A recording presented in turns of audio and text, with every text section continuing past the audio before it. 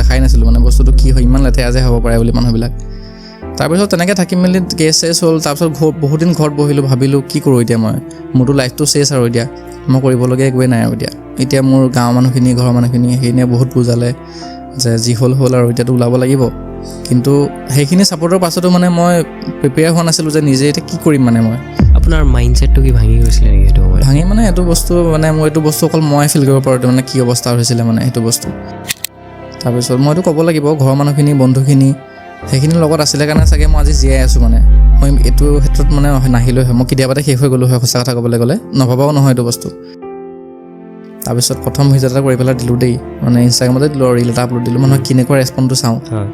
এনেকুৱা গালি আহিছে তেতিয়াও মানে ভিডিঅ'টোত, এনেকুৱা বেয়া বেয়াকৈ গালি আহিছে। মানে কি বুলি কৈছে, তই মৰি নাযাওঁ কেলে, তই এনেকুৱা ল'ৰা হ'লে ক'ৰবাত কেতিয়াবাতে আমি পিটিলোঁ হয়, মাৰিলোঁ হয়।